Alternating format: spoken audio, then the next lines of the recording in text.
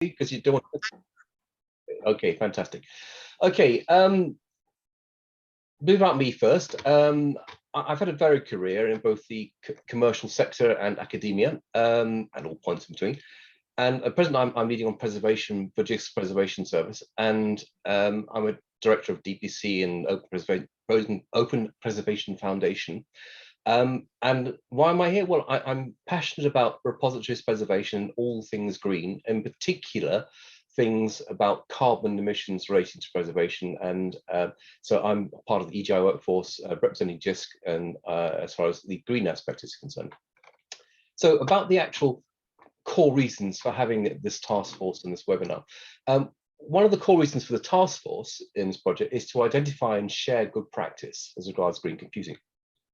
So we planned a number of dissemination activities, and the first of which is this webinar.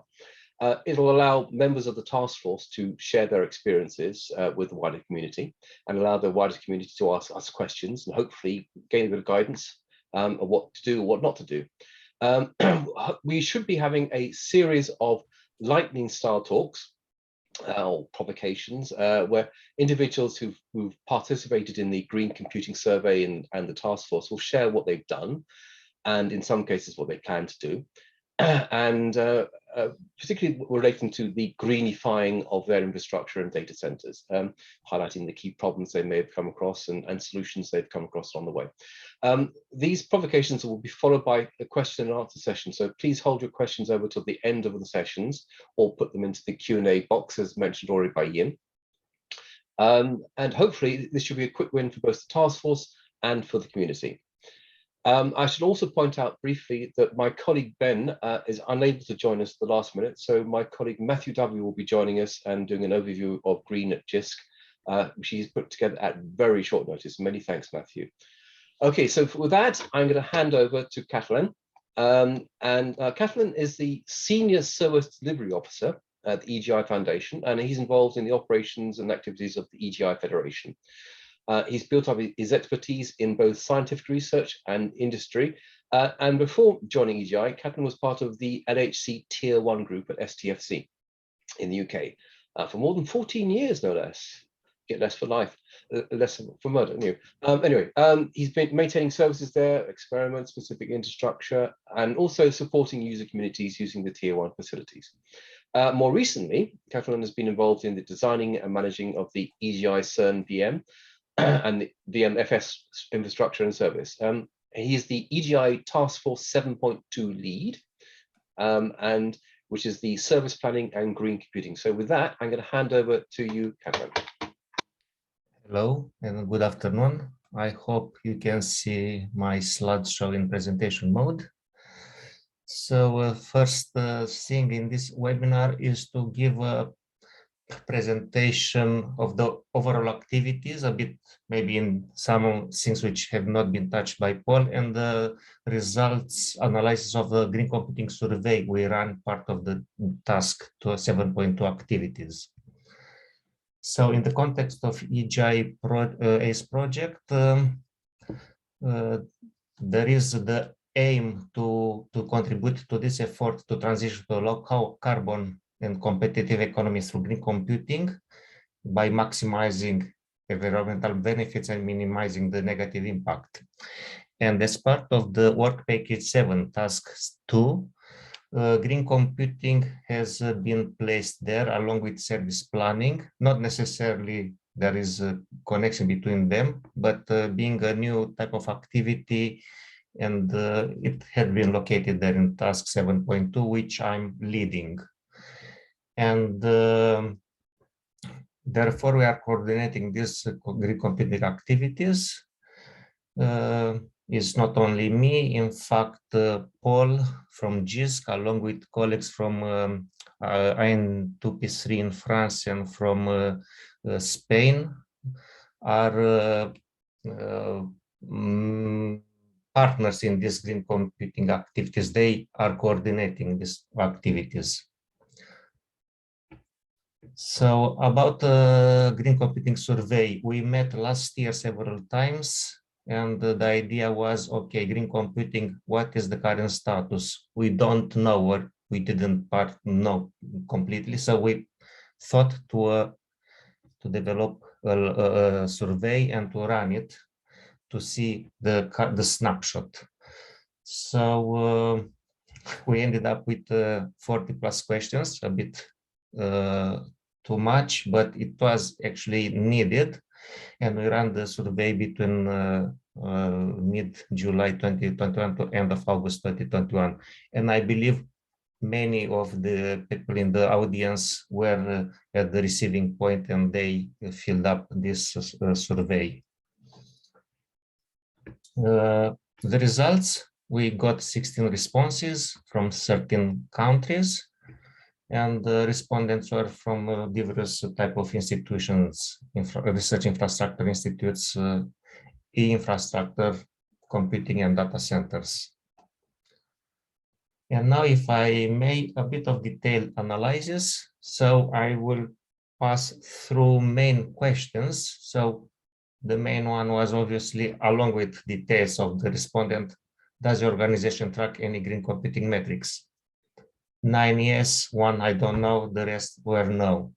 And I put here several interesting numbers, responses, figures, like power usage effectiveness, which was out of 16, 9 out of 16 were measuring this PUE.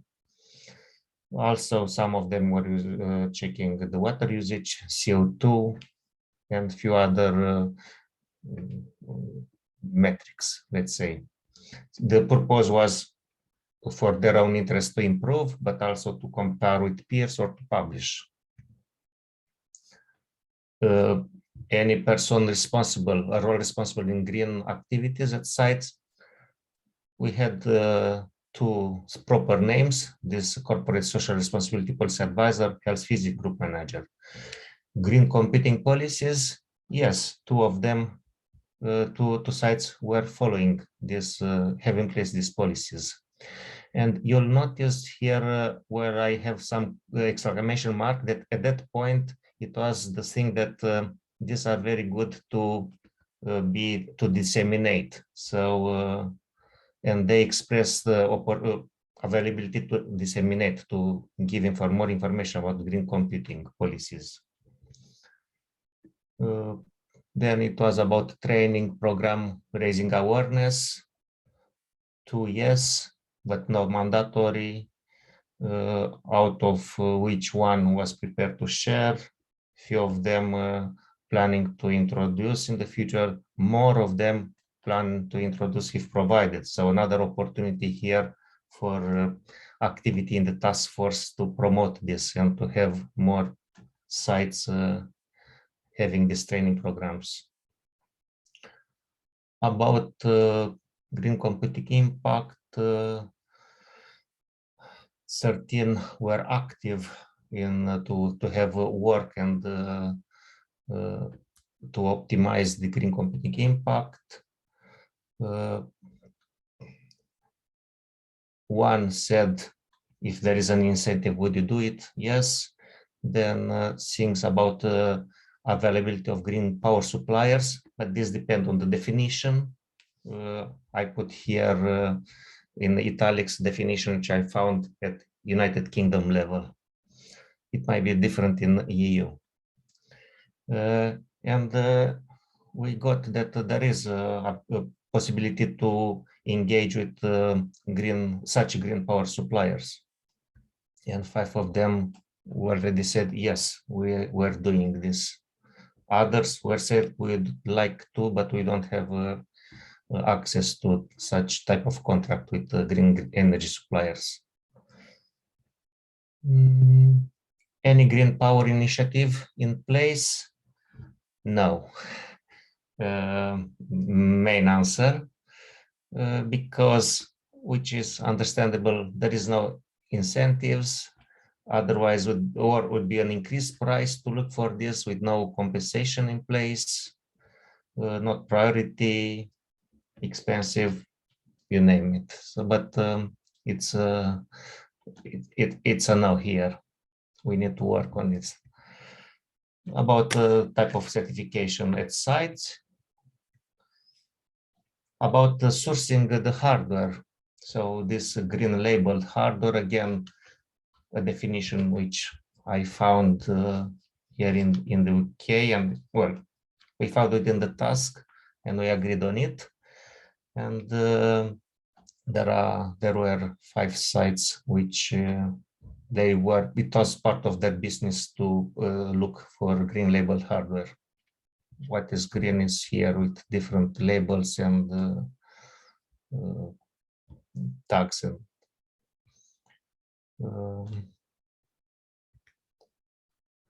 also about the end of life of hardware, do you have green decommissioning services? And 7 have yes, which is quite good. Not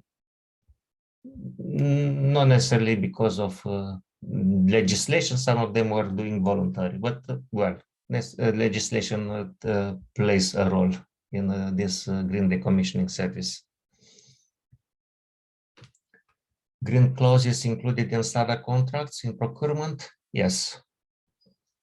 And then also we put here a question if it's based purchase on carbon cost, lifetime power, and there are sites which are active in this direction.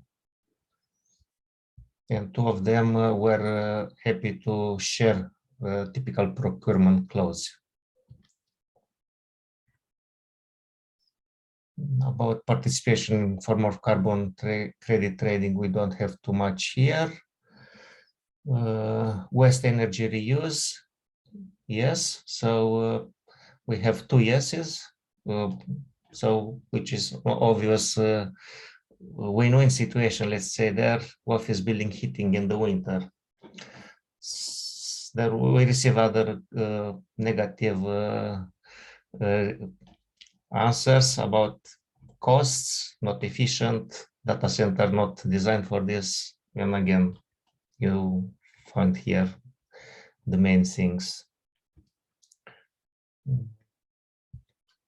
In conclusion, so EGI project has 33 beneficiaries and 10 linked third parties.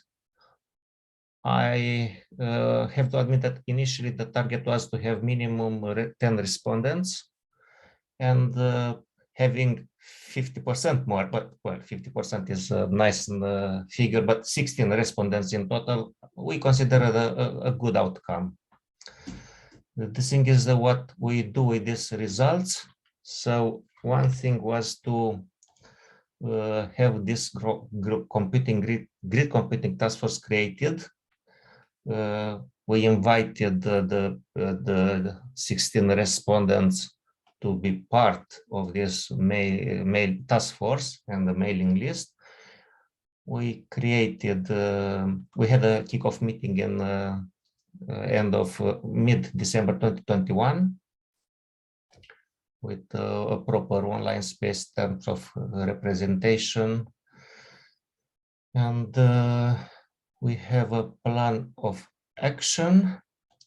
We have a regular meetings every 8 weeks, but also now we extended the invitation for green computing topics discussion during the regular task 7.2 meetings.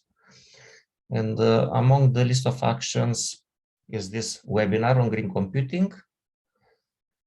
Then we plan to run the survey at the end of Q3, maybe beginning of Q4 to see a progress. We hope to see different results, but on the positive side. And then I can say that this webinar participation is based on those exclamation marks about policy, sharing procurement, with Carlos is one such representative of a site which will present this. Also Sagar will do based on the survey responses. And yeah, I think this is it from me. Yeah, indeed. Many thanks, Kathleen. I should just re-emphasize again, questions please in the quick Q&A box. We'll be answering those at the end. So I also would like to apologize for my cough. I'm suffering, well, I had the COVID, the cough lingers on. So with that, we'll move on to the next speaker, Sean. Sean has worked across many scientific disciplines, both in research and industry. He currently works as head of high performance data analytics and is responsible for the procurement of HPC systems and cloud adoption across the UK Atomic Energy Authority. That's a mouthful. He is also the Eurofusion liaison with the European Open Science Cloud and sits on the, I have no idea, IRO forum committees. Perhaps you could explain some of those acronyms at some point, because I'm not clear on all of those, Sean. Related to data management and fair data. So Sean's going to be speaking about the environmental transformation. And so over to you, please, Sean. Okay, let's make sure that you're seeing that okay? Yes. Good, and you can hear me. Excellent. Okay, yes, so yeah, I'm Sean DeWitt from the United Kingdom Atomic Energy Authority. For those people who don't know what the Atomic Energy Authority does, we do research into nuclear fusion. So that's where you combine atoms of deuterium and tritium to try and generate power. We operate the biggest machine on behalf of a project called Eurofusion, the Joint European Tokamak. We also run our own local tokamak mast, which stands for mega amp spherical tokamak. And we do a whole bunch of things related to nuclear fusion. One of the big things recently has been the idea of trying to commercialize this. And in order to do this, we need to do a lot more development in silico, which means a lot more computing. So, to go on. So, first, when I joined this group, it got me thinking, what does the environmental footprint mean? Because it's not just while we're running the machines and the CO2 that we're generating, the power sources where we get the power to run these computers. I apologize as well if my voice starts to go, because I'm just getting over a bad cough. And one thing I would encourage people to do is not just worry about green computing, but also think about ethical computing. Where are we getting the raw materials that we use for our servers? Are they coming from countries with poor human rights records? Do the companies that we buy from follow ethical standards? But just to go, you can see a lot of them in here. So throughout the process of manufacturing a server or a piece of silicon, you have mining, you have the extraction and of the metal or whatever it is from the raw materials. You have the use of it, you have transport throughout everything, right through to reclamation. What's the cost of reclaiming raw materials, the cost of dumping? One of the things that I care about personally, I care about the total environmental cost of the IT sector. Unfortunately, as I said, this is something that I can't control. I don't think anybody in this room can control, but it is globally important. IT is, if you just think about operational IT, that's a significant fraction of the power usage of the world now. The last figure I saw was something horrendous, like 16% of all power goes into IT. And that is just astounding. I'm not even sure whether that includes all the mining and extraction. I think that is literally just the usage. The one thing we can address is the environmental cost per server, at least during operations. So let me see if I can get this to change slides. Oh, it's gone too far. Okay. So here's just an example. So I looked at silicon. So silicon, I've chosen the top 4 countries where silicon of sufficient quality for semiconductor manufacture is mined. So it's primarily in Russia, China, India, and America. But the manufacturing is primarily in East Asia. So anything in the USA typically gets shipped over to Japan or South Korea or Taiwan, one of the countries in East Asia. So there's already transport involved in that. I'm not even sure what the rules are now with respect to export of silicon from Russia and how that's going to impact future supply, but that's another worry for me. In terms of the most electronic devices per capita, you can see now we've got even more distribution. So from the manufacturer, apart from China, China seems to be quite nicely self-sufficient. All those devices that are manufactured in East Asia now have to get shipped across to Europe and to America. India, which is a large miner of silicon, doesn't really get any benefit from it after that. But if you look at the world's largest data centers, the top, I think there's 10 on there, you can see are globally distributed. So all that transport is going on. And that's just silicon. There's a whole bunch of other elements that we know goes into manufacturing of servers. So boron, silver, gold. Where does the power come from in the manufacturing process? All this. Now, manufacturers have actually cottoned on to the fact that this is actually an important issue. And this is something which I was very pleased to see.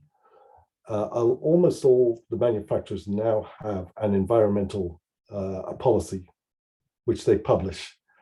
And this is just a selection of them. If you want to go and look at them, they're quite good. I found the HPE one was actually very, very interesting because it made me realize that it's not just the carbon footprint, it's water usage, it's pollutants in the environment, and it's all of this put together that reduces the environmental impact. So it's not just CO2 emission. Armed with this information, what we can do is look at the procurement process and see whether we can use the green policies as expounded by the manufacturers to discriminate between the respondents to a tender. Now, within UKAEA, we actually suffer quite a lot in that we have very old, inefficient legacy systems, a lot of which we probably can't get rid of and date back to the 1980s when this wasn't really a problem. So for those of you who are old enough, you might remember Solaris and Windows 3.1. Yes, we do still have some machines with Windows 3.1. Now, if you're sensible, you could ask, why don't you just upgrade them? Because we bought diagnostics, things that measure the property of the plasma from commercial companies. The software to analyze them came with Windows 3.1 and was never upgraded. So if we want to keep using that diagnostic, we have to keep running that insane operating system.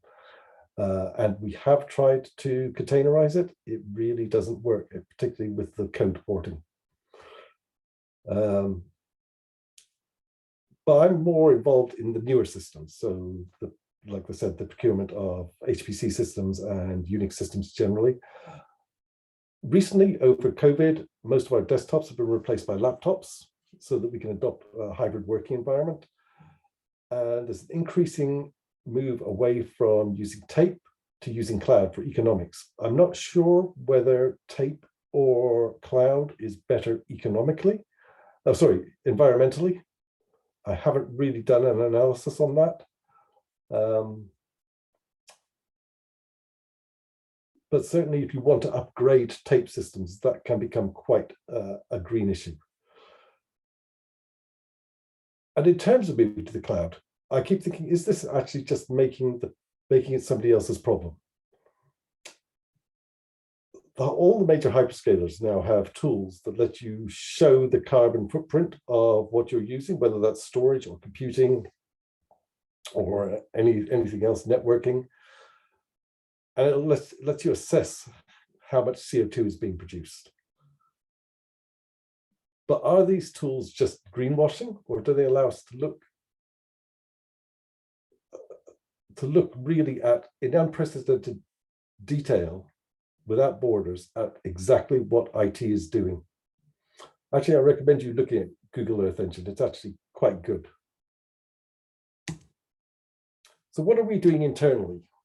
Well, the obvious low-hanging fruit, and every data center does this, is reducing PUE, the power usage efficiency, which I'm not going to try. Well, I'm sure somebody else will describe it. But we have a KPI on which some of our funding is based, which means that we have to, for the JET data center, the Joint European Torus data center, we have to reduce the PUE by 10% year on year until 2024. So far, we've achieved this through more efficient AC units, setting up hot and cold aisles, improved rack layout, all the usual things. Some of you may be asking why until the end of 2024? Well, that's when the JET funding runs out. We're investing in much more efficient systems. So we've got a mobile data center, which you see a picture of there, which typically runs at a PUE of 1.02, which is actually quite, please paste links into the chat everyone, as we go on. Okay, fine. I'll follow this up and post the links. So currently it's got about 6,000 cores worth of compute and 8 quite hefty GPU nodes with 5 FDR InfiniBand. But as any of you that run data centers will know, 1.02 is actually pretty efficient. We've seen it running as low as 1.005. The worst I've seen it is 1.06. So in terms of active use, yes, it's very efficient. So the other things we do during the procurement of this is make sure that where we can, we buy things that allow us to be green. So for instance, the PDUs all have to be 80 plus bronze certified. If you're better than that, then you gain higher marks in the procurement. They have to be smart, which means that we can control things at the CPU level. We used to use Energy Star rating, but in Europe, that has now lapsed, and I don't know of any particular replacement. So we haven't gone down that route with the latest procurements, but I'm looking at resurrecting that somehow. All servers have to be able to automatically clock down when idle to reduce the power consumption, all the usual things that you'd expect from a green procurement.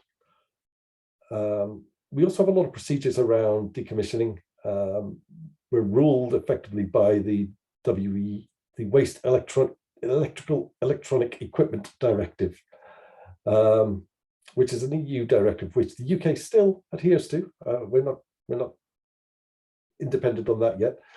So we have to shred hard disks because of security, but we pay a third party contractor for recycling. They are a authorized, I forget what the term is, ATF, authorized something facility. But it essentially means they are audited against the WEEE directives, and they have to be able to use at least 80% of the components and materials by average weight in ton for IT waste. We do, under the Environmental Protection Act of 1990, have a requirement that all waste is disposed of in a manner that is not harmful.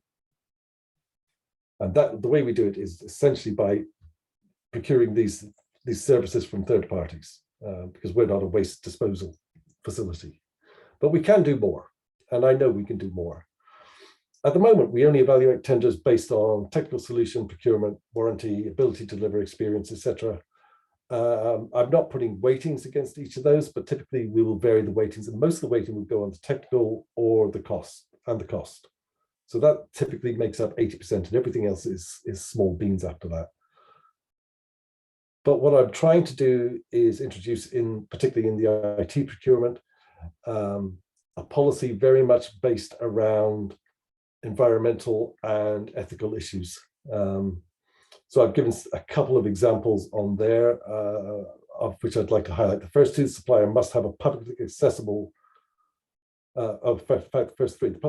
supplier must have a publicly accessible environmental policy and demonstrate their progress against their targets. And in terms of ethics, in the UK, I want to add they must demonstrate adherence to the Modern Slavery Act, There is no EU equivalent to this, but there are various things at the national level. So there's the French duty of vigilance and the Dutch child labour due vigilance laws. I'm not aware of ones in other countries, but I'm sure there are some. Individually, all we can do is make suppliers aware of their responsibilities by making sure that these things are in procurements and are made aware, and that it has to impact the entire supply chain. And that is all I had. Sorry if I've overrun time slightly. No worries, Sean. Fantastic. Questions at the end. There is a question for you, but we will answer at the end. Okay, I'll put the links in the chat for Many people who are interested. Okay, so now we're on to and Carlos started working as CESGA, and please expand those acronyms for me at some point, because I'm not quite sure what they all are, in 1995. Where he had different positions in the software and IT departments. Since 2002, he's been the head of systems department at CESGA, taking the responsibility of the provisioning of the different supercomputers like FINS Terra, the second most powerful supercomputer in Spain in 2007, and number 100 globally, and grid services, as well as projects related to those areas. Since then, he's participated in more than 30 European, national and regional projects related to HPC, grid, cloud, and IT, as EOSC Hub, Fortissimo, EGI Inspire, EMI, and so on. Currently, he's responsible for the systems department of CESGA. He has experience in the design, build, and operation of HPC and HTC infrastructures, like Finsterra, and improving energy efficiency in data centers. And he's going to be talking about green clauses on procurement. Over to you, Carlos. Thanks, Paul. Good afternoon, everybody. So I'm Carlos Fernandez. I'm the head of the systems department here at CESGA, which stands for the Supercomputing Center of Galicia in Spain. The Supercomputing Center of Galicia was established in 1993 in Santiago de Compostela. I'm going to share my screen now so you can see my slides. Let me check. Okay, now you should be seeing my screen. Yes. Okay, great. So we are located in Santiago de Compostela, which is at the end of the way to St. James, and you can come and see us, and also the cathedral, where is buried this St. James tomb.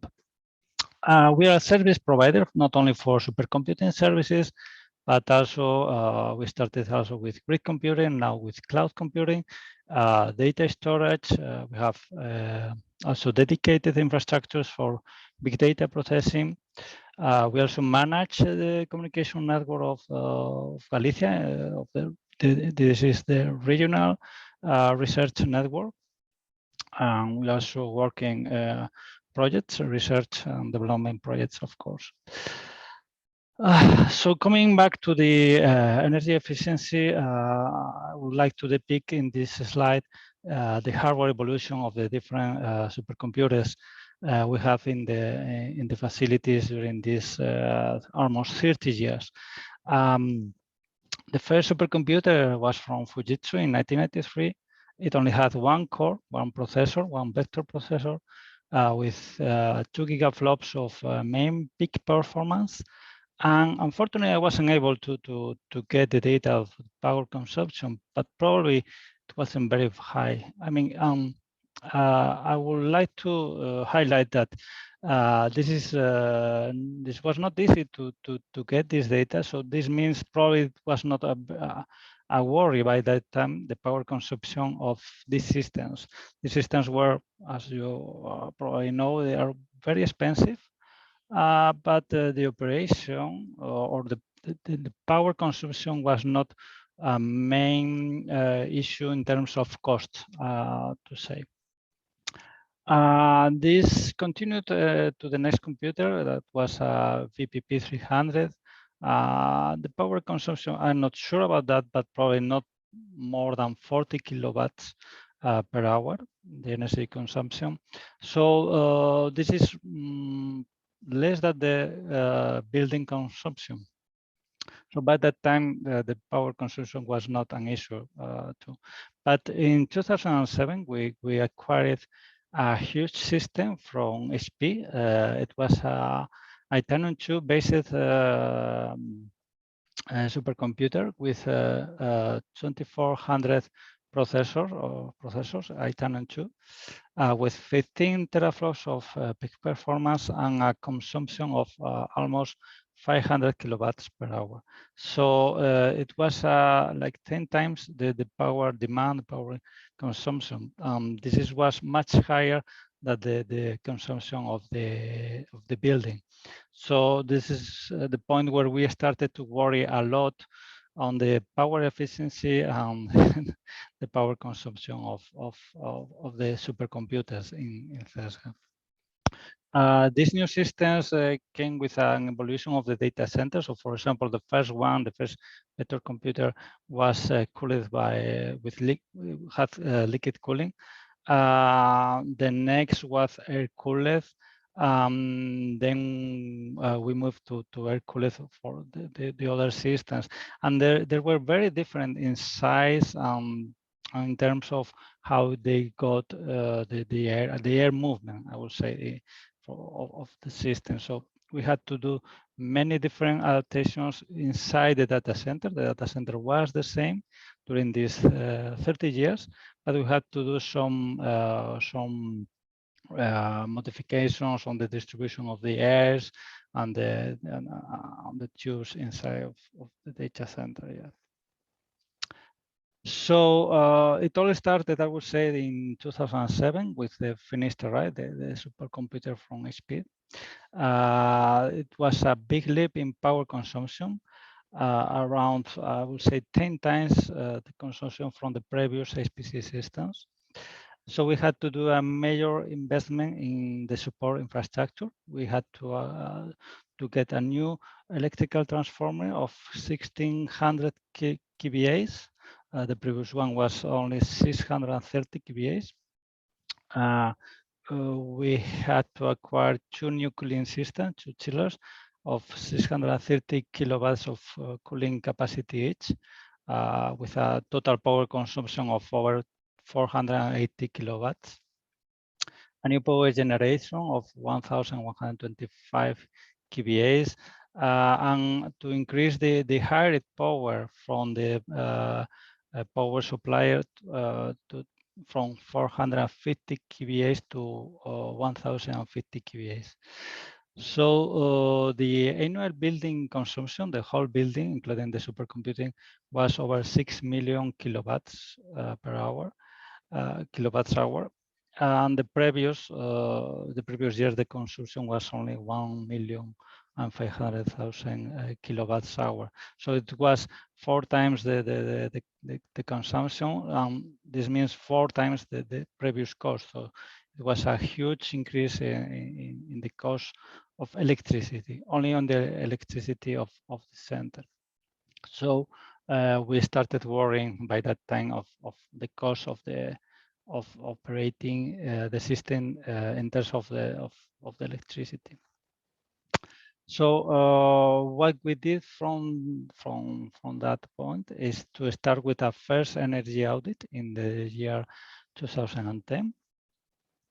And then we started with a plan to improve the energy savings and to improve the efficiency of the centers in terms of energy consumption.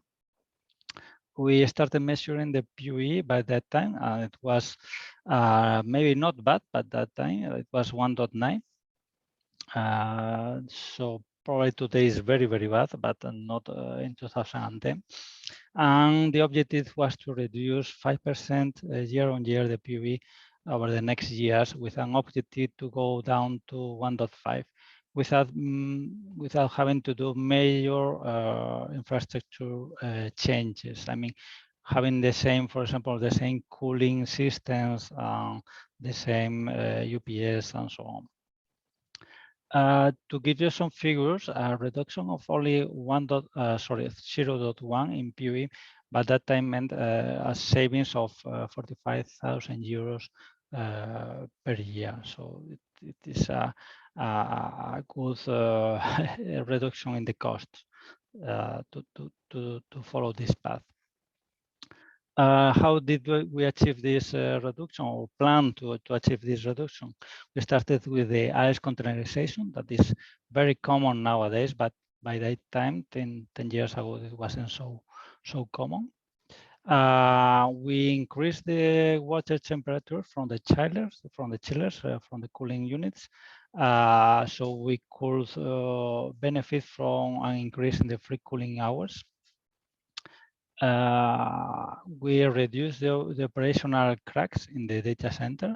We had eight cracks running, but we reduced the number to only 6 cracks operational and 2 in standby mode. So they will run in case of increasing the temperature of the data center only. We also developed an integrated management system, what will be called DCIM, yep. With the focus on monitoring and tracking the energy consumption of the different systems, the different infrastructures, and to provide us with instant measurement of the PUE of the data center. So we could track where we were wasting the most or the higher amounts of energy in each moment. We changed most of the fans of the cooling units to EC, electrical commutant. And we also increased the temperature in the cold ice from 20 to 25 degrees in mean. Probably in some points the temperature was higher, in some points it was lower. We also installed some sensors of the temperature to be sure that we didn't have hot spots. But indeed, we have a hot spot, but how to control them and how to detect them on real time. So with these measures and others, we got a reduction in the PUE. The next year, it was reduced from 1.9 to 1.71. And then the next year to 1.556. And it kept mostly in the same numbers until last year, which we were able to go down to 1.49. Last year, we started with the installation of the Finisterre 3, which included a new cooling system based on cold rear doors. So it has a better PUE for this system. Regarding certification, in the year 2006, we got the certification of the ISO 9000 of the certificate management system. We did a new energy audit in 2016, and by 2018, we managed to get certified in the energy management system, the ISO 50000. With this certification, we developed a manual on energy management best practices for the center, an energy basement line that will be the kind of reference energy consumption. So we have higher and lower energy references for our power consumption. We determine the main energy variables. I mean the main variables that affect our energy consumption, like for example, the external temperature. We developed an energy optimization plan, a new energy optimization plan, a maintenance plan for the infrastructures, and also a verification and calibration plan for the measurement equipment. So this is very important because previously we have a lot of measurement equipment, but for this certification, it's very important that all this equipment is correctly calibrated. So we are sure that what they are measuring is correct. They don't deviate. Also, we introduced new KPIs on energy performance, not only the PUE, but also the IT consumption, the consumption per rack, the free cooling hours of the chillers, for example. So regarding the purchase clauses in the in this manual on energy management best practice, for each purchase or each main purchase of, we have to include some clauses that to assure the energy efficiency of the new systems. So in particular, we have to introduce the energy performance in every IT device as a high priority decision factor. I will say that being realistic is not the main decision factor, of course, but it has a value in the purchase of the system. We have to make the energy utilization performance of the software also a primary selection factor. And when selecting storage hardware, we should evaluate the energy efficiency in terms of the service delivered per watt among the options. So this means that we should get the best, let's say, capacity per watt in terms of the service delivery. Not only in terms of how much hardware, how much storage we get. We had to include the operational temperature and humidity ranges in the air intake of the new equipment as a high priority decision factor, and also in the bidding process.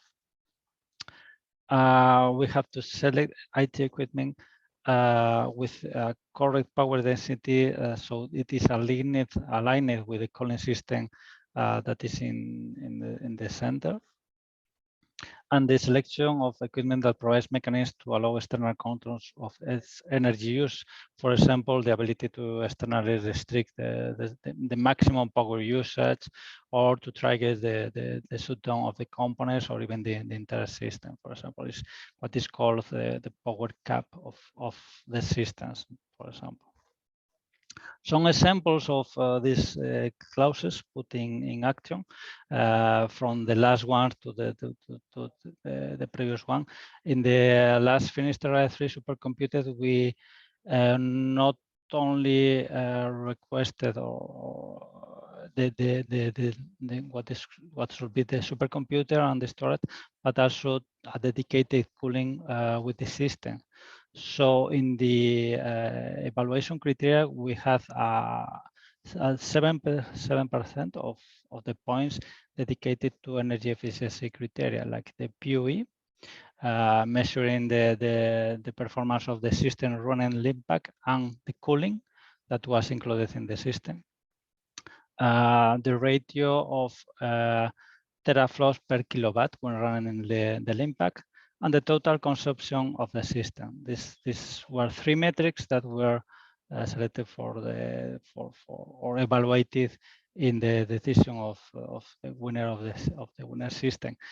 This is a photo of the system already in production in Cesga, with the cold rear doors working, that are, by the way, very noisy.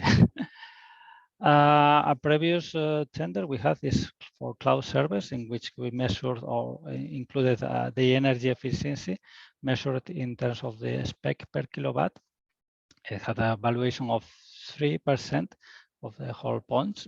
It might look like a very little rate in the number of points, but we should take into account that much of the evaluation is in the price. Almost 50% of the points or the value of the system are dedicated to the price of the offers. So 3% is in the technical part of the evaluation is quite high, by the way.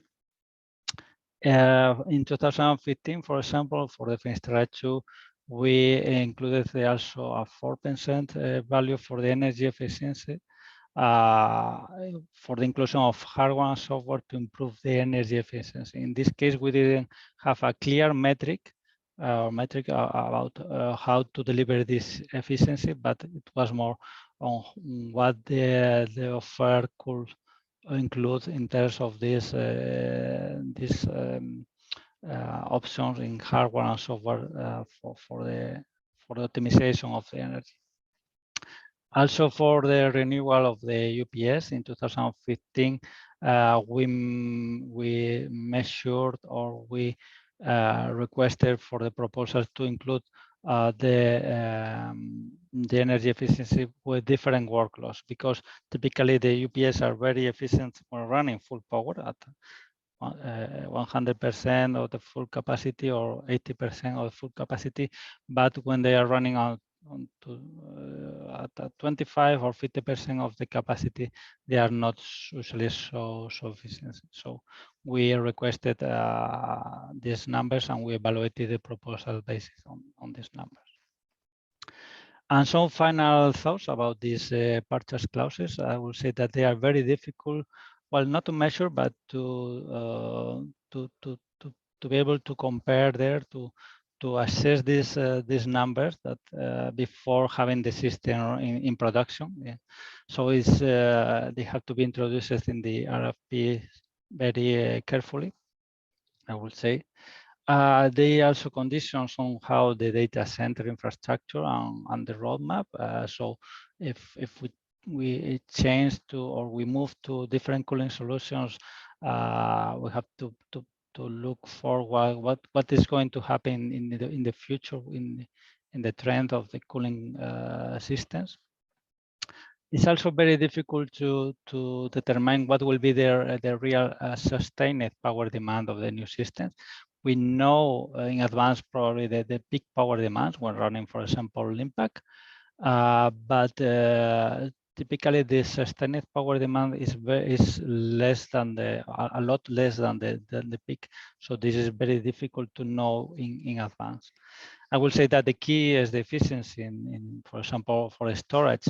Is not only how much consumption does the storage system have, but also if they provide compression or the duplication features to reduce the hardware needs. It is very, very useful, because at the end they will need less energy per terabyte, for example. Also, in terms of computation, for example, if we can use hardware that has less consumption, for example, if we are using GPUs for solving some problems and they are faster and reduce the energy consumption, they might be more efficient than the same CPUs or the equivalent when running on CPUs. Also, we must consider the increasing cost of the infrastructure, so probably will be putting more money on capital expenditure than unless in the operational expenditure, but it might also reduce the IT hardware that we are achieving. I mean, for example, we might be using more budget in the infrastructure, in the support infrastructure, that is more efficient, but reducing the IT hardware or reducing the supercomputer performance. And also, I will say that some of these measurements for energy efficiency will affect the reliability of the systems. For example, in this case, the higher temperatures may decrease or reduce the reliability of the system, because they are running at higher temperature, they are running with fans at more speed, and the processors might be more stressed, for example. So in normal operation, this maybe is not an issue, but it is more risky in terms that if there is a problem in the support infrastructure, you have less time to get back to the normal operation of the system. You have less chance, less temperature, less range of temperatures to hold the system back if there is an issue in the cooling system, for example. Well, and that's all from my side. Thank you very much for your attention. Thank you, Carlos. Very interesting. We've got lots of questions coming in thick and fast, so I'm going to move on rapidly and go on to Segar. Now, Segar is a program manager within the innovation labs at SURF. He contributes to shaping the initiatives, lab strategy, and culture. His work is focused on understanding the value and impact of trends and innovation in technology on the future of research and research ecosystems. Personally, he's striving for a meaningful societal impact. Good for you. For example, he's currently leading the energy efficiency computing project for the national supercomputer, Synadius. And in this project, he's working to formulate green computing strategies for scientific applications. And he has a background in applied maths and computing science and completed his MSc studies in Germany and the Netherlands. He's originally from India and currently lives in Eindhoven. So over to you, Segan. And you need to unmute it. Hi, can you hear me and can you see my screen? Okay. I hope it's still visible. Okay, thank you for the introduction, Paul. So welcome to my session. I will be talking about the green computing at the Dutch National Supercomputing Center. The focus of my talk is more on the green computing for supercomputing operations. And I think speakers before me have focused a lot on the procurement. And I think that's actually good because I'm not going to be talking a lot about commissioning and decommissioning and carbon footprint there. So with the interest of time, I'll just quickly go ahead with my presentation. So this is where SURF is located in the Amsterdam Science Park. SURF is a collaborative. I think this is also where EGI is located as well, in the same building. So SURF is a collaborative organization which provides a reliable, secure, and innovative ICT infrastructure for the Dutch education and research communities. It helps transform and steer digital innovation and transformation for education and research in the Netherlands. And it also aligned its services. Your slides aren't moving. Oh. We still got the front slide. Now they should be, right? Yes, they are. Okay, this is a problem. Okay, I was just talking about that. This is where SURF is located in the Amsterdam Science Park. It's this tower which hosts the Dutch National Supercomputing Center. This is also where this is a building where also EGI is located, not in this data center building, but the white building that you can see a little bit of on the right side. So SURF is a collaborative ICT organization in the Netherlands. It provides a reliable, secure, and innovative ICT infrastructure for the Dutch education and research communities. It engages in knowledge exchange and trainings, and it's also aligned itself with its services and integration with the EU initiatives. Among many services that SURF hosts, one of the services that SURF offers is the Dutch National Supercomputing. The supercomputer, which was procured in last year in 2021, has following technology providers and also Lenovo as an integrator. So AMD for the CPU partition, NVIDIA and Intel for the GPU partition. And these are the following specifications. In the phase one, we are looking at around 76,000 cores, which is 1.6 times the performance offered by the last system. We have 144 GPUs, which are NVIDIA A100 GPUs. It is around 3 petaflop system, 3 petaflop offered, and the total peak is amounting to 6.1 petaflop for the phase one, which is currently installed and is offered to the users. Phase one and phase two will have a total peak of 11.2 petaflop, which is 6.2x what was previously offered in the last supercomputing system. And in the phase three, depending on the choice, whether we will go for a storage, a file system, or whether we will go for a more computing part on the GPUs, we are looking at around 13 to 20 petaflops, depending on what we choose. So 7 to 10x more compute than the previous supercomputer. With respect to the energy consumption, we are typically at around the same. So phase one and phase two and the full system might consume around 1.2 megawatt, which is 1.6 times more than the previous supercomputer. So we are going around, we are expecting to have like 10 times more performance in terms of flops, but only having 1.6 times more energy consumption. So in that regard, we are doing very well in terms of energy efficiency. My focus in this presentation is to have energy as a design point for supercomputing operations. We are going to be talking about at 5 levels. And I also want to quickly mention that in our procurement process, which was talked about a lot and in detail in the last two presentations, we have around 15% weightage to CSR in the procurement process, and around 40% to benchmarks, and another, I think 30 to 35% in terms of the hardware itself. So the data center, we have a data center which provides us, so we do not have our data center, we rent the data center space, and which has a PUE of around 1.19. We are aiming for less than this.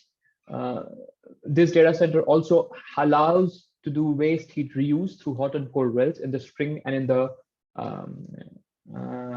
during the fall, and it uses hydroelectricity as a source of energy. So in that sense, we are doing very less carbon emission for the operations. And as I told, I'm not going to be talking about the carbon emission or electricity footprint for manufacturing and decommission, although we can discuss that a lot, but my presentation is more focused on the operations. At the infrastructure level, for the supercomputer, our technology provider and integrator Lenovo has provided us with rear door heat exchanger and direct water cooling with the hot and cold islands, which helps to have better energy dissipation. We also have a mix of CPU and GPU architecture, where most of our flops are coming from GPUs. Around half of our flops are coming from GPUs. So in that sense, with respect to technology and hardware architecture, we are also aiming for a combination which is as much as energy efficient as possible. In terms of system level, we are aiming for energy and power management, so energy capping, energy accounting, and power capping as well. And at the application level, we are aiming for application monitoring with each job ID in traditional HPC sense, also analysis and tuning. And at the user level, we are trying to develop a platform where users can easily look at the energy consumption of their research or of their jobs through a visualization platform. Let's take a deeper look into application level and user level. In this context, we are collaborating with EAS. It's an energy aware solutions startup from Barcelona Supercomputing Center. We are co-designing, co-developing a software which is called EAR, Energy Aware Runtime, and it basically has three main principles. The first principle is based on system monitoring and job accounting. So we can actually monitor energy consumption per partition, per node, and per job, and also account it. We can have transparent runtime, application performance, and power monitoring. And application runtime and power monitoring is per application launch. So if I, as a user, is launching an application, this tool will help me monitor my application at runtime. And not just that, it will also help me dynamically optimize for an energy efficient HPC operation, depending on how my application's characterization is, whether it's more memory bound, whether it's more compute bound, whether it's more communication bound. And this is how we are trying to do it. So the first step in making applications more energy efficient is analysis. So this tool provides us hints for application analysis and optimization. And this is based on plugins. So what you just do it is in your job script, you add another two lines like sbatch -- EAR on, and that engages the EAR plugin. And then it starts intersecting your application with not more than 1% overhead. System monitoring and control. So it really monitors your application, not from the application standpoint, but from the hardware perspective. So node temperature, power, DRAM, package, GPU, but also it tries to understand applications, cycles per instruction, memory bandwidth, MPI communication, IO. The third part is job accounting. So as I said, it tries to understand CPI, CPU gigaflops per second, memory bandwidth, MPI hints, IO bandwidth, GPU utilization. And it does it at the granularity level of job ID, step ID, or you can also say loops in the application iterations. And this tool can help you do static optimization, or it can also help you do dynamic, transparent, and lightweight runtime library level of optimization, where it actually classifies your application as memory bandwidth. And if it is memory bandwidth, it really tunes down your CPU frequency. If it is compute bound, it actually increases your CPU frequency because that would be more energy efficient. Basically, we work in terms of policies. So we have two policies. We have EAR min time policy. And as I said, that this policy will actually accelerate compute bound application, but it would actually de-accelerate the memory bound application, because memory bound applications work that they're more memory bound. So increasing CPU frequency might not help them, but decreasing a CPU frequency might actually make them more energy efficient at the same time with no loss in performance. And we have another policy, which is EAR min energy policy. And therefore, we can specify that we are looking for 5 to 10% of performance penalty. And then this tool reduces energy as much as possible, respecting that performance degradation number. This is more like an EAR architecture overview, and I'm happy to talk in more detail if required. But it's like, as a user, you just submit the job, which you would anyway submit for any application. It has a schedulers. At Surf, we have Slurm, and then it has EAR span plugin.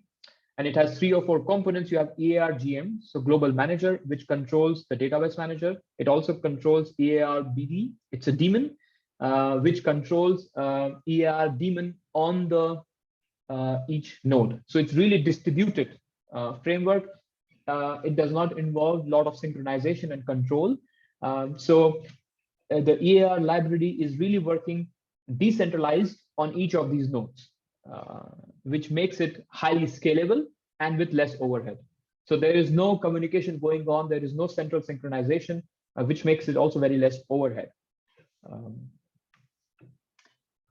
We are trying to explore this framework and co-design, co-develop with the EAR team at PSC on experimental system. This is still available also for partner organization and institutes in this call. It's actually a Intel system with 2 of the nodes having 2 V100s for GPU experiments as well. It has an easy build software stack, Jenkins for automated software builds, and it's quite freely available to the user community for experimenting and getting acquainted with the EAR as a framework for HPC application optimization and energy tuning. And we have been doing experiments for a long time on this. And for 3 of our applications, which have a large user base for the National Supercomputer, GROMACS, AFID, and POP. GROMACS is a molecular dynamics application. AFID is a finite difference CFD-based application, and POP is an ocean circulation model application.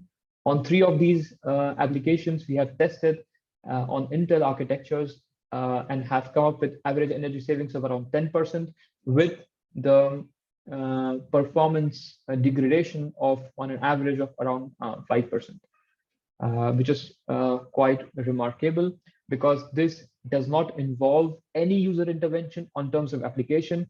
It does not involve any frequency mentioning on the user part. It only involves engaging the EAR plugin along with your Slurm job script, and it does it dynamically.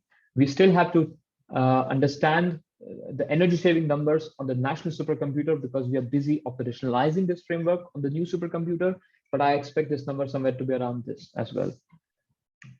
We are also developing a visualization platform where users can engage. Although users can see the energy numbers, application characteristics on the command line interface, they can also see, for a less command line savvy users, that you can also visualize your application's performance in terms of efficiency and operational intensity with a performance roofline plot. You can select your username, you can select your job ID, and then you can really understand how your application is doing with respect to the node, with respect to what node offers you. So here you can see that a lot of compute bound applications are here on the compute ceiling. A lot of memory bound applications are here. And as we all know, a lot of, if you study applications, then a lot more applications are more memory bound than applications compute bound. So this is where we are with respect to visualization prototype. We are going to be releasing this visualization prototype to users later in this year, after we finish with the functional part of EAR installation on the national supercomputer. We are not just trying to do the tuning and optimization with respect to runtime behavior, but we are also trying other approaches for achieving energy efficiency in terms of holistics. So we are having ML-based acceleration for HPC applications. We are also looking this from the energy and sustainability perspective. So ML-based acceleration not only helps achieve more performance and less time, but also it helps improve energy efficiency. We're also exploring frameworks and tools which can help us optimize number of simulations required to achieve particular outcome on HPC systems. And here you can imagine that if you have to scan 1,000 drug molecules, maybe you require 1 million data points to scan. But with optimization in number of simulations required, you might only scan, for example, 10,000 points and achieve your results in less time, but also in less energy. We are also exploring neuromorphic computing, especially for scientific analysis and experimentation for the AI inference. And we see that we can achieve as much more 10 or 20 orders of magnitude more in energy efficiency. We are trying to introduce concept of also energy accounting for users on the national supercomputer. And we are exploring energy accounting and tuning for cloud-based infrastructure, where users which are using SURF cloud-based services can also understand and get more awareness on their energy footprint. So our main focus is really energy efficiency, lowering the energy footprint, and energy awareness. So really democratizing the energy awareness for the users. We are really focusing a lot on the user communities. What's next? We are trying to operationalize, as I said, on the Dutch national supercomputer. As we speak, a lot of advisors are busy understanding and trying to make this work. The next is that once it is functional, we would like to conduct large number of experiments to really understand fully tunable parameters and policy threshold parameters, which would really help us provide best results for most of the applications.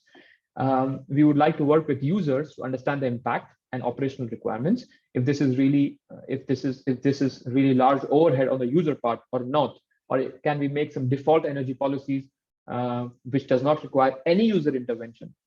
At the moment, users will need to add 2 lines to the script, but maybe in the future they don't even have to do that. We would like to really collaborate with our member institutions, also with you guys, to conduct pilots which can help us understand the energy consumption patterns or energy analysis for HPC application runs. And most important, we would like to conduct knowledge disseminations, joint hackathons, and workshops in this subject because we are really interested. And our focus is not just on the infrastructure, but also our focus is a lot on the user communities and making this information available to the users. So thank you so much. I would like to conclude my presentation. Apologize if I was too fast, but I was trying to respect the time. Crammed a lot in. I think I speak for us all saying I want your tool. Okay, we're now going to move on to the last presentation. This is my colleague, Matthew Dovey. Matthew is standing in for Ben, who had to drop out at the very last minute. So Matthew's literally had a few hours to prepare this. So please bear that in mind.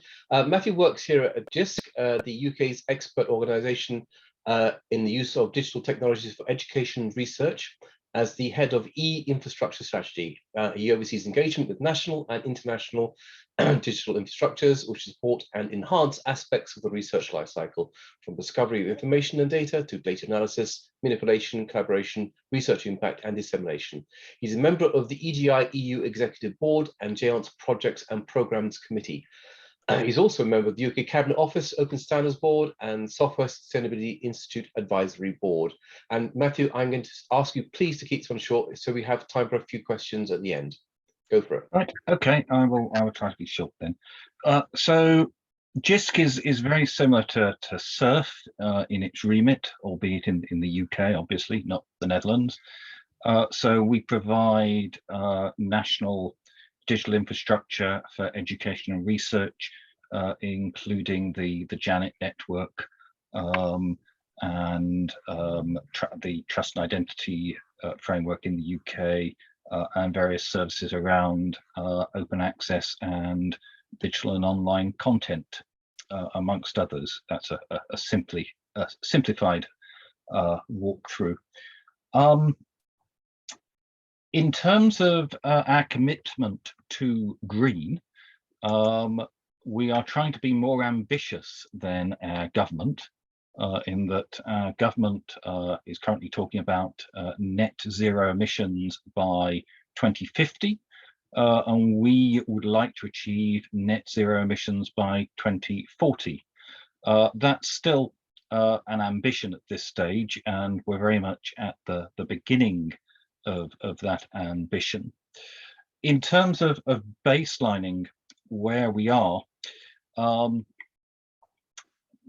the UK government has various requirements on companies beyond a certain size, and also charitable public sector companies in terms of reporting their greenhouse gas emissions. And there is a UK government document, and I will drop the URL into chat whilst I speak, if I can do two things at once, with the somewhat grandiose title of Environmental Reporting Guidelines, including streamlined energy and carbon reporting requirements. And this gives guidelines very much along some of the lines that Sean was talking about. So as well as the energy and carbon emissions, it also looks at aspects such as water, waste, impact on biodiversity, other resource efficiencies, not just energy. But we've been concentrating on the carbon reporting requirements, which generally divide the greenhouse gas emissions into three scopes. The first, which we tend not to produce, is direct greenhouse gas emissions. In our case, the only time we might be doing that is if we are running some of the generators, the backup generators for some of our services. But in general, we don't burn fuel, we don't run boilers, etc., etc. So we don't directly produce greenhouse gases. Scope 2 are the energy indirect emissions. So basically, how much energy do you consume, what's your electricity bill, and calculating your greenhouse gas emissions on that sort of basis. And there obviously we do have. And then scope 3, which at the moment we're reporting our legal minimum, is the other indirect emissions. So this is when you're looking at your supply chains and so forth. At the moment, we report our use of public transport and private transport within that, but that's the area that we were hoping to work on over the coming years, and extending so that we can look at the upstream and downstream impacts of greenhouse gases, waste generation, business travel, employee commuting, etc. In terms of doing that, particularly in terms of our services, we are now embarking on a number of activities to identify those upstream and downstream costs and impact. So looking at our supply chains and seeing what their policies are, so that we can come up almost with the equivalent of the total cost of ownership, if you like, the total greenhouse emissions. And the other work that we are starting, and I can't really report on it yet, as we're still working on the project plans, is working with some of our universities so that they can see what is the greenhouse gas cost of them using JISC services. So looking at the complete picture, and we will be extending beyond the carbon greenhouse gas aspects into the broader ethical and environment areas. And that's really all I've got to report on at this stage. So it's really a work in progress. Many thanks, Matthew. We now have approximately 6 minutes for questions. I should say straight up that any questions that don't get asked, I'll be asking the presenters to have a look at and answer after the case. And also briefly, just to remind everyone, Catalan's put a link there about the EGI conference in Prague. We've submitted a proposal. Hopefully we will have a half-day event workshop around green issues. I'm going to pick out a few of the questions. There's been a lot of interest about hydroelectricity in the Netherlands. Perhaps you'd like to expand on that, Sega. Yeah, I mean, I mean, to be frank and to be very honest, because we can be honest on this platform, we know and we have been informed by our data center operator that they procure hydroelectricity somewhere from the North Sea, and we have this, and they have the certificate for it. But it's what I doubt, and what would be really nice is to really understand where they are getting, because they're getting this energy from the grid. So this becomes quite fuzzy sometimes at the moment, because they do not have a direct line from the hydroelectric power plant. They procure energy from the grid, but they have the certificate that they receive most of their energy from the hydroelectric power plant in the North Sea, which makes it quite complicated to understand how can you really measure and know that that is the case. But I mean, at the moment, it is the certification. But when you ask more questions, it is received with no response. Fuzzy, yeah, I like that. Fuzzy. So, yeah. I mean, on one side, where you could be happy that our data center provider has certifications on the procurement of the energy, but at the same time, when you try asking more detailed questions on, because they are part of the energy grid as we are, and we don't know where exactly our energy is coming from, so that makes it a bit fuzzy. So, good question, Sean, but this is the only response I have at the moment. No, I think also there's something lost in translation. The term hydroelectric probably means something very different in the UK to the Netherlands. Sean, whilst you're speaking, we have a question from Jerome. In terms of Scope 3 emissions and ethical indications, what can we do to lower the cost? Which brands are best? Now, which brands are best? I'm not going to stand up on a platform, even if it is a very open platform, and recommend any brand over anybody else. What I would say is do your homework. One thing I didn't say is that actually, if you really want to do this properly, reading all of those ethical policies is going to take you a long time. If you have, or the ethical and the green policies, if you have a green group within your organization, get them to evaluate it, because as an IT person, I'm not the expert. I can read the glossy brochures and I can understand the numbers, but the green groups are the ones that really understand what the implications of what the suppliers are saying. In fact, the green group at UKAA is responsible for bees. Bees. We're actually getting beehives on site to encourage bees. Fantastic. I recommend every site do the same. Okay, slightly off topic.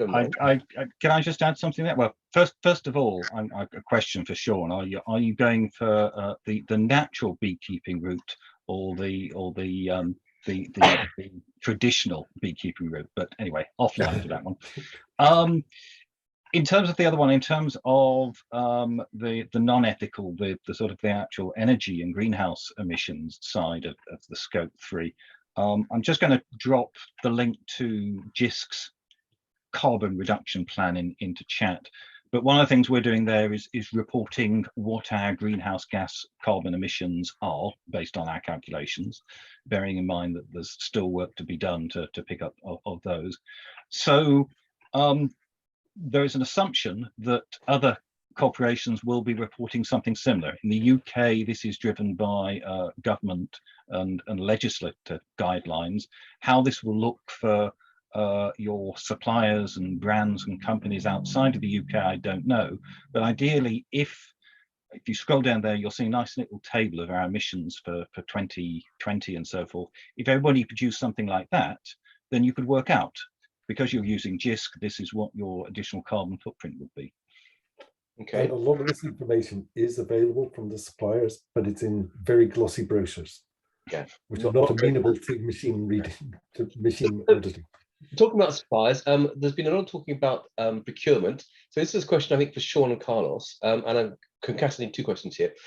Would a mandate to use only open source systems help mitigate against the legacy system problem you described, Sean?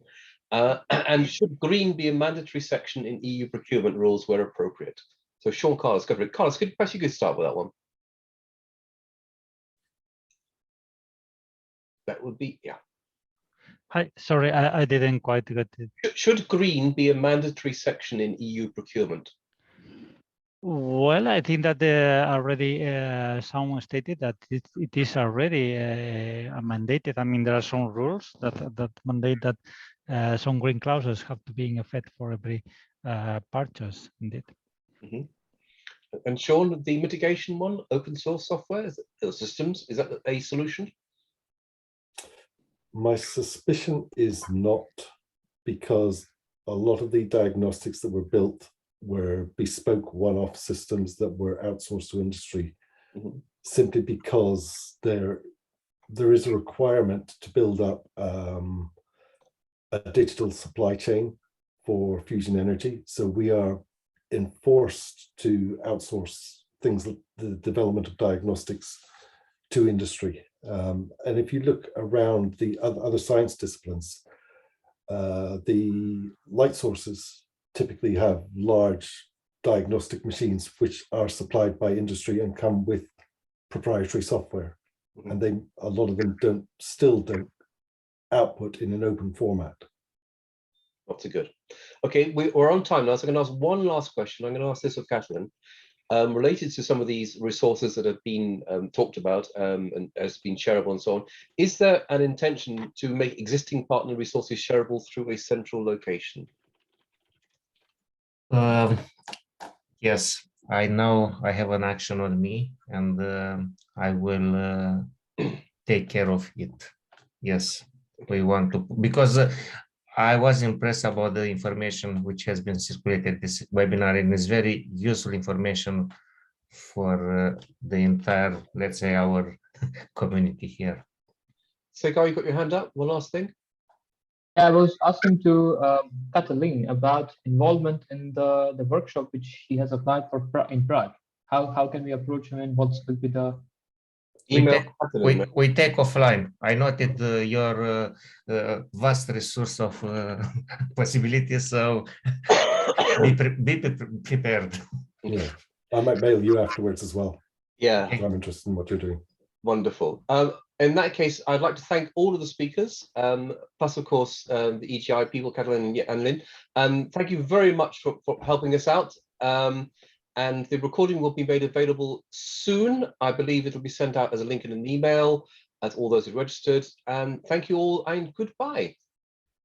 Thank you. Thank you. Okay.